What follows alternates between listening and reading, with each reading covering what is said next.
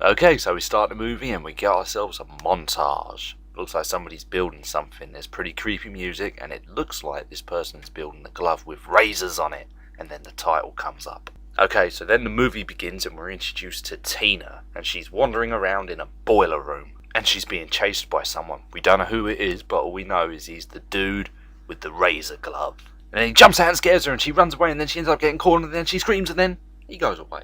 So then she comes out hiding and then he grabs her and she wakes up. It was only a dream. So it's the next day and Tina's off to school with a couple of her friends, Nancy and Glenn, played by Johnny Depp. Yay. And her boyfriend turns up, Rod, and they insult each other. So later that night, Glenn and Nancy go to Tina's house because her mum's away and they're going to have a sleepover. Psst, that's code word for threesome.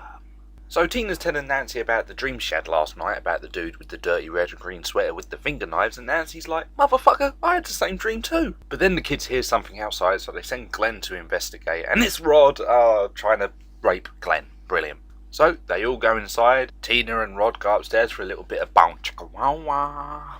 Nancy gets Tina's room while Glenn gets the couch, and you know Johnny Depp's like, I wanna have sex, I'm Johnny Depp, I deserve sex. Not this early in your career you don't, mate. So after an exciting game of hide the sausage, Rod and Tina fall asleep.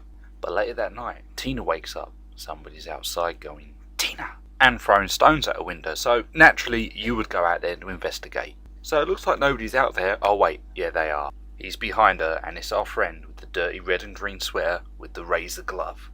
So he starts chasing after her, she's running away screaming like a girl and then he cuts his fingers off. The fuck? And then she gets to the house but then he grabs her, throws her on the floor and she pulls his face off. She's gonna get raped. But she's fucking dreaming. She wakes Rod up and he pulls the sheet off. She's having a spaz attack there. And then Jesus Christ, something fucking cuts her chest open and fuck, she's flying around the room. She fucking knocks Rod off his feet and then she's being dragged across the walls and the ceiling, screaming bloody fucking murder. And then she drops on the bed. There's a huge splash of blood.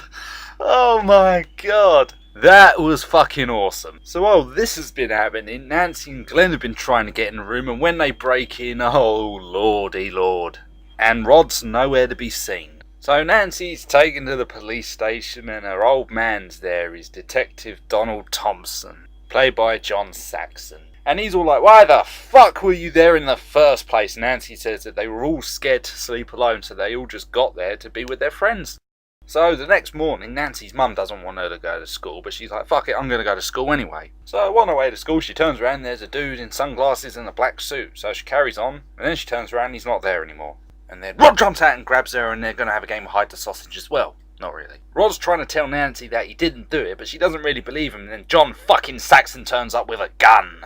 Rod tries and makes a break for it, but then he gets caught by the old Bill, and Nancy's all like, Daddy, you used me! And he's like, why the fuck were you going to school in the first place for anyway, you stupid bitch? Seriously, one of my friends got brutally murdered at school. I used that as an excuse to get the day off. So anyway, she's at school, she falls asleep in class, and then when she opens her eyes, there's Tina in a body bag calling for Nancy. So she decides to go and investigate. There's a trail of blood, she follows it, she ends up banging into the hall monitor. Hall monitor asks for her pass, she's like, fuck your pass, and then when she turns around, Hey, Nancy.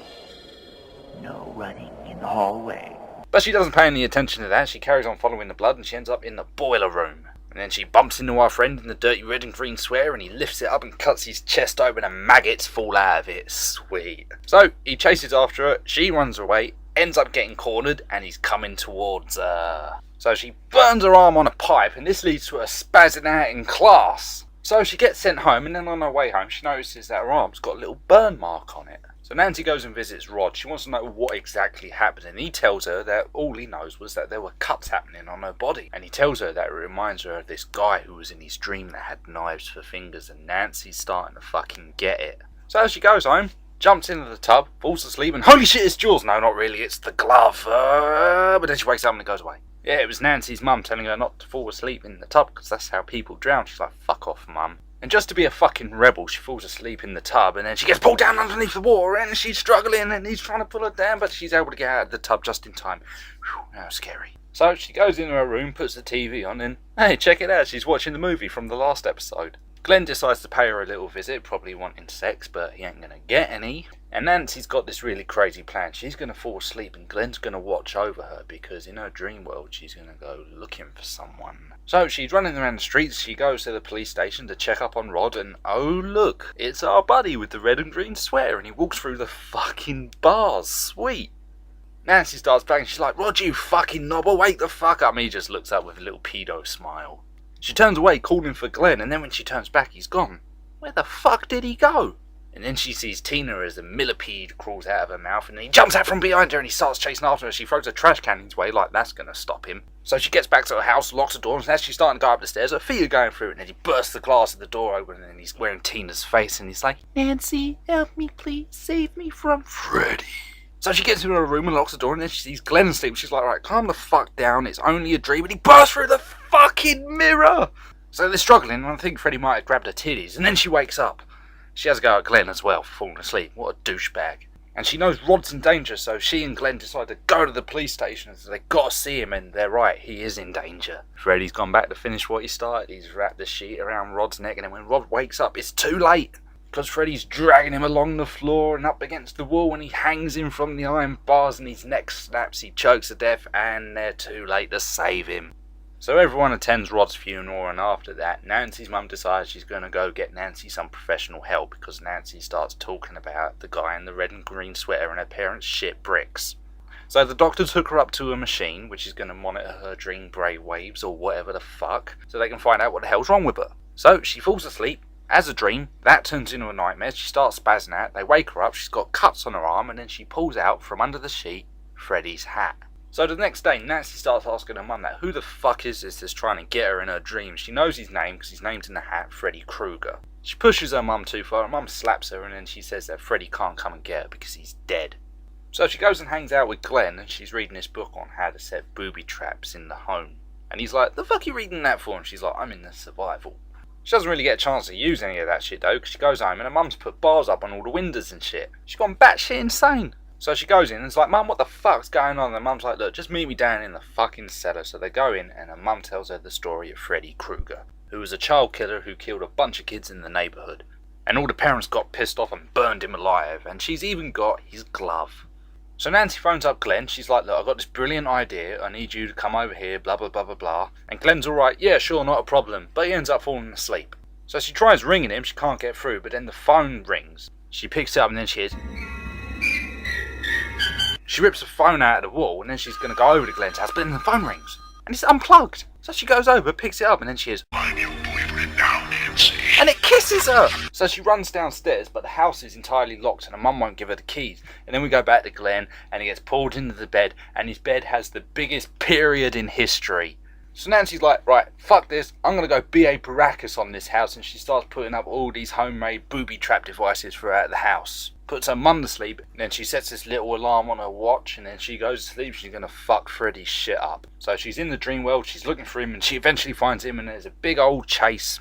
And then with a few seconds to spare, she lunges onto him, grabs him, and then when the alarm goes off and she wakes up, he's not there. So Nancy comes to the conclusion, she's like, fuck, I really am crazy, but he really is there! But because Nancy set all these traps, she's setting them off, and every time he trips one of them up, he's getting totally fucking owned by these traps. And she's calling for help because the police are over across the road at Glenn's house dealing with that shit. Nobody's fucking taking her seriously. So Nancy heads into the basement, she's got a jug of flammable liquid, she pours it all over Freddy, lights a match and sets the motherfucker on fire. Again! Jesus Christ, this guy can't get a break when it comes to fire. Eventually the police see smoke coming from Nancy's house, so her old man runs over to the house and he gets hold of Nancy and they find this fire trail going up the stairs and they go into Nancy's mum's room and Freddy's dry humping her while he's still on fire. Man, talk about hot love. So they smash a chair over him and then they put a sheet over him and then when they pull it away, Freddy's not there and Mrs. Thompson is in a burnt body and it falls away into the bed.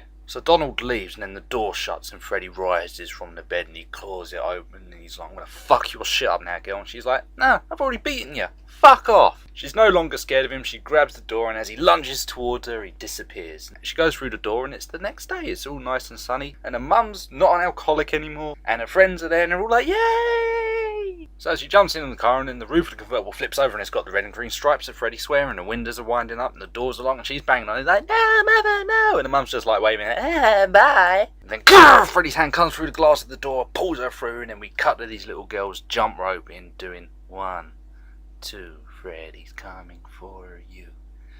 3, 4, better lock your door. And that was pretty much A Nightmare on Elm Street.